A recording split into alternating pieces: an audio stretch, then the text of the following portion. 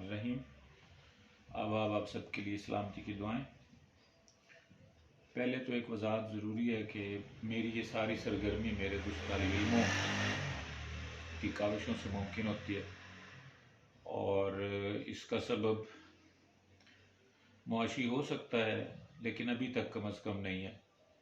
نہ ہی کوئی اس طرح کی غیر معمولی پذیرائی ملتی ہے، اور نہ ہی ظاہر ہے کہ ہمارے ہاں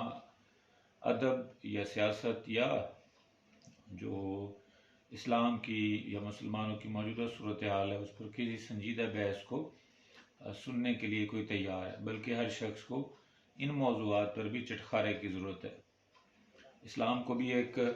پروڈکٹ بنا کر پیش کرنے کی ضرورت محسوس کی جاتی ہے۔ وہی لوگ کامیاب ہیں جو جھوٹ بولتے ہیں، غلط بیانی کرتے ہیں اور سستی جذباتیت کو فروغ دیتے ہیں۔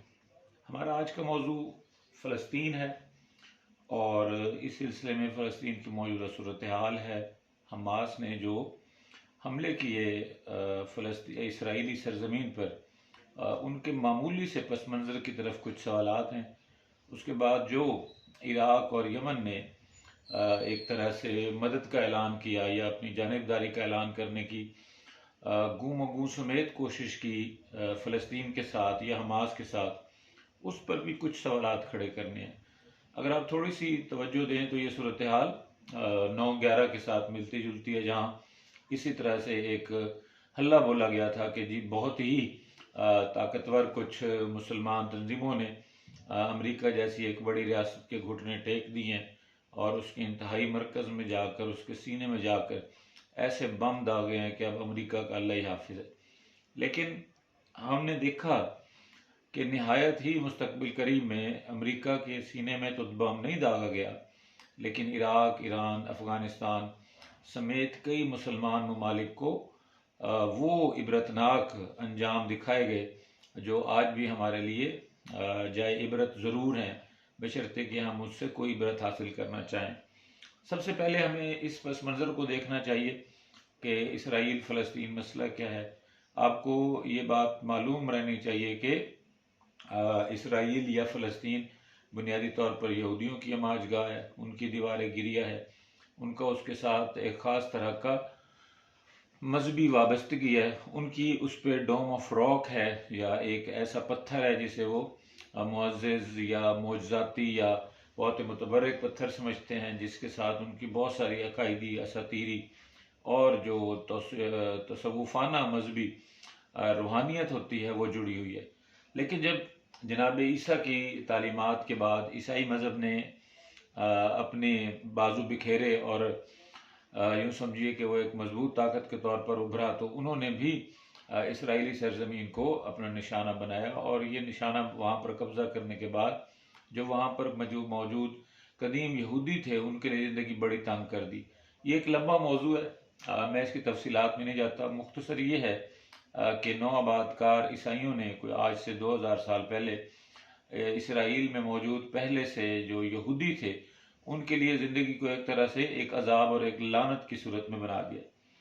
اس کے بعد سلسلہ مسلمانوں کا آتا ہے، تو پہلی مرتبہ 15 ہجری میں یعنی 637 عیسوی بنتے ہیں، جب خلیفہ دوئم حضرت عمر بن خطاب کے زمانے میں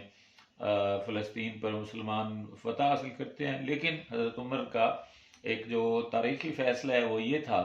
کہ انہوں نے عیسائیوں کی طرف سے جو پابندیاں یہودیوں پر لگائی گئی تھیں، زیارات کے حوالے سے، مقدسات کے حوالے سے، ڈوم آف راک کے حوالے سے، یا ان پر جو مختلف بیتوکے ٹیکسز لگائے گئے تھے، ان سے جو محصولات کی ایک بڑی بڑی رقوم وصول کی جاتی تھی، ان پر جو ظلم و ستم کیے جاتے تھے، ان سب کو بند کرنے کا اعلان کیا اور ایک خاص طرح کی رواداری کی بنیاد رکھی۔ یہ سلسلہ آگے بڑھتا رہا، دیگر مسلمان بھی اس پر ان خطوں پر حملہ آور ہوتے رہے، ایک طویل کہانی، اور پھر آخر کار سلطنت عثمانیہ کے سلطان محمد فاتح نے اس پورے خطے کو اپنی سلطنت کا حصہ بنایا، اور جو سلطنت عثمانی ہے، آٹومن امپائر، اس کے زیر انتظام فلسطین بھی آ گیا، اور پھر سے وہی صورتحال شروع ہو گئی جو عیسائیوں کے زمانے میں تھی، اور یہودیوں کو اسی طرح سے، میں نامناسب لفظ استعمال کر رہا ہوں کہ ایک طرح سے اچھوت، کمزاد، اور ان سے محصولات کی وصولی، ان کی زندگی ان پر تنگ کرنا، اور اس طرح کے بہت سی چیزیں ہوئیں۔ جس کا نتیجہ یہ نکلا کہ اس سرزمین پر ایک خاص طرح کی نفرت اور ایک خاص طرح کی جو مسلمان دشمنی ہے وہ فروغ پانے لگ گئے، اور اس میں روز بروز اضافہ ہوتا چلا گیا۔ اور اس اضافے کا یہ نتیجہ ہوا کہ جب 1917 میں جرمنی پہلی جنگ عظیم میں کچھ مشکلات کا شکار ہوتا ہے اور سلطنت عثمانیہ ان کے ساتھ ہوتی ہے، اور اس سلطنت عثمانیہ کو بھی مشکلات کا شکار ہونا پڑتا ہے، اور آخرکار اس کے چند سال بعد سلطنت عثمانیہ کا جب شیرازہ بکھر جاتا ہے تو جو اسرائیل کا مسئلہ ہے، فلسطین کا مسئلہ ہے، یہ پھر سے نئی بنیادوں پر شروع ہو جاتا ہے۔ یہ ایک ایسا پیچیدہ مرحلہ تھا کہ 1947 میں اقوام متحدہ نے اس پر ایک قرارداد منظور کی، جس میں یہ طے پایا گیا کہ جو علاقے یہودیوں کے آبادی کے علاقے ہیں، جنہیں آپ یوں سمجھیں کہ مغربی علاقہ ہے، آپ یہ بھی ذہن میں رہے کہ فلسطین کچھ اردن کا علاقہ ہے، غزہ کی پٹی ہے، اور کچھ علاقے کو مغربی کنارہ کہا جاتا ہے، خود اسرائیل جسے آج کہا جاتا ہے یہ اس کا حصہ ہے، خود فلسطین اسے آج کہا جاتا ہے۔ یہ ایک بہت اہم اور متبرک سرزمین ہے، کیونکہ یہاں پر مسلمانوں کے مقدسات اور ان کی جو آپ سمجھیے کہ مذہب سے جڑی ہوئی عمارات ہیں وہ موجود ہیں، ان کی بڑی بڑی مسجدیں، ان کے بڑے بڑے عبادت خانے، ان کی تاریخی طور پر بہت ساری جو واقعاتی دلائل ہیں یا واقعاتی شواہد ہیں وہاں موجود ہیں۔ یہاں تک بھی کہا جاتا ہے کہ جب واقعہ معراج ہوا تو آپ صلی اللہ علیہ وسلم نے تمام جو انبیاء خدا کریم ہیں ان کی امامت اسی شہر میں بیت المقدس میں کی۔ اسی طرح یہودیوں کی بھی ان کے ساتھ کئی وابستگیاں ہیں، اور عیسائیوں کی بھی کئی وابستگیاں ہیں، تو یہ تینوں مذاہب کے لوگ بہت ہی شدید طرح سے اس خطے پر اپنا اپنا قبضہ جمانے کے حق میں ہیں۔ اب چونکہ اقبال کہہ ہی چکا ہے کہ مرگ مفاجات ہے، تو چونکہ مسلمان آج اس کیفیت میں نہیں ہے کہ وہ دنیا کے کسی بھی حصے پر اپنے قبضے یا اپنی حکومت یا اپنی کوئی اجارہ داری کا نعرہ بلند کر سکیں، لہٰذا انہیں اسی طرح کی کچھ کارروائیوں کا سہارا لینا پڑتا ہے اور کچھ جذباتی گفتگو کر کے نئے نئے پہلو نکالنے پڑتے ہیں۔ حقیقت یہ ہے کہ یہ خطہ ان تینوں مذاہب کے لیے متبرک ہے، اور ان تینوں مذاہب کے لوگوں کو یہاں پر آزادانہ طریقے سے رہنے کی اجازت ہونی چاہیے، جیسا کہ اقوام متحدہ نے کہا کہ جو مغربی پٹی ہے وہ یہودیوں کے پاس ہونی چاہیے، اور جو مشرقی پٹی ہے اور وہ سارا علاقہ جو عرب اردن کے ساتھ ملتا ہوا جو مسلمانوں کے جو معاف کیجیے گا میرے یہاں کچھ دانے نکلے ہوئے تو میں تنگ ہو رہا ہوں، جو مسلمانوں کی آپ یوں کہیں کہ مرکزیت کا یا ان کی آبادی جہاں جن جگہوں پر زیادہ ہے وہ حصہ مسلمانوں کو دے دیا جائے، اور اس طرح یہ خطہ دو حصوں میں تقسیم کر دیا جائے۔ لیکن اس پر عمل درآمد کی بجائے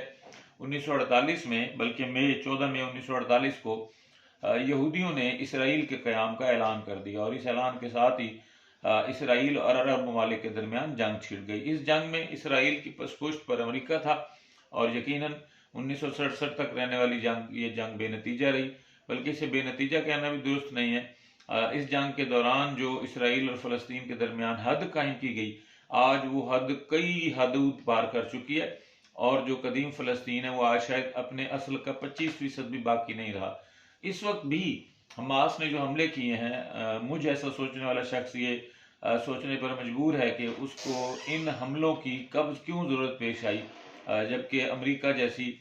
ایک طاقت علی اعلان فلسطین کے خلاف کھڑی ہے اور اسرائیل کے ساتھ کھڑی ہے، اور مسلمانوں میں نہ تو وہ قومی اتحاد ہے، نہ وہ ملی اتحاد ہے، نہ وہ مذہبی اتحاد ہے جس کی بنیاد پر وہ کسی کی بھی حکومت کے خلاف کھڑے ہو سکیں۔ حتیٰ کہ عرب جو ریاستیں ہیں یا جو عرب بادشاہی نظام ہے وہ خود امریکہ کا کاسا لیس ہے، باوجود اس کے کہ اسے دولت کی فراوانی کے باوجود اس کی شاید ضرورت نہیں ہے، جو سونے کے کموڈ استعمال کرتے ہیں، سونے کی ٹوٹیاں استعمال کرتے ہیں، سونے کے لوٹے استعمال کرتے ہیں، ان کے پاس سونے کی کاریں، سونے کے جوتے استعمال کرتے ہیں، وہ یہ خطرہ مول نہیں لے سکتے کہ امریکہ کے ساتھ کسی جنگی کارروائی کا حصہ بنے۔ تو عراق اور یمن جب اس طرح کے اعلانات کرتے ہیں اور حماس جب اس طرح کی کارروائیاں کرتی ہیں، اور اس کے نتیجے میں اگر ایک اسرائیلی شخص یا ایک اسرائیلی فوجی ہلاک ہوتا ہے تو اس کے بدلے میں 50 مسلمان ہلاک ہوتے ہیں، تو یہ کون سی عقل مندی ہے؟ اور یقین کیجئے کہ ہر مسئلے کا حل گفتگو ہے، ہر مسئلے کا حل ڈائلاگ ہے، اور ہم مسلمان کب یہ سیکھ پائیں گے کہ گزشتہ 100-150 برس میں ہم نے اپنے آپ کو بتدریج اور بہت زیادہ سرعت کے ساتھ کنویں کی طرف خود کو دھکیلا اور مسلسل دھکیلتے چلے جا رہے ہیں، اور اس پر یہ تماشا الگ سے ہے کہ ہم یہ ماننے کو بھی تیار نہیں ہیں کہ ہم ٹیکنالوجی کی سطح پر، ہم سائنس کی سطح پر، ہم کمپیوٹر سائنسز کی سطح پر، حتیٰ کہ ہم زراعت کی سطح پر اس وقت دنیا کے مقابل نہیں ہیں۔ تو ہمیں بہت سارے موضوعات پر سوچنا ہوگا۔ ادب کے طالب علموں کے لیے اس حوالے سے بہت کچھ ہے۔ فیض نے فلسطین پر نظمیں لکھی ہیں، ہمارے بڑے شاندار دوست ہیں ڈاکٹر افتخار شفیع، انہوں نے فلسطین کے ادب کو یکجا کیا ہوا ہے، اور کئی ان کے مختلف کام ہیں۔ ہمارے کئی نمائندہ مصنفین نے فلسطین کے موضوع پر ادب لکھا ہے، شعر بھی لکھا ہے، نظم بھی لکھی ہے، افسانے بھی لکھے ہیں۔ انوار فطرت صاحب کی بہت شاندار نظم اس مجموعی پس منظر کے حوالے سے موجود ہے۔ تو آپ کو چاہیے کہ آپ اس کا مطالعہ بھی کریں اور اپنی زندگیوں میں فلسفے کے ساتھ ساتھ منطق، دلائل اور جو عقلی مناجات ہیں، عقلی مبادیات ہیں، اس کو شامل کریں، تاکہ آپ کو 9/11 کے بعد اپنے ملکوں کو اجاڑنا نہ پڑے اور اسی طرح کے کسی نئے تجربے سے نہ گزرنا پڑے۔ اس حوالے سے کوئی بھی سوال ہو، آپ میرے ساتھ غصہ بھی کر سکتے ہیں، آپ مجھے گالیاں بھی دے سکتے ہیں، مجھے اچھا بھی کہہ سکتے ہیں، برا بھی کہہ سکتے ہیں، لیکن بہتر ہے کہ آپ اس حوالے سے سوال کیجئے۔ ہم کوشش کریں گے کہ آپ کا سوال کا بہتر سے بہتر، غیر متعصبانہ اور مثبت جواب دیں۔ آپ سب کو بہت شکریہ۔ اللہ حافظ۔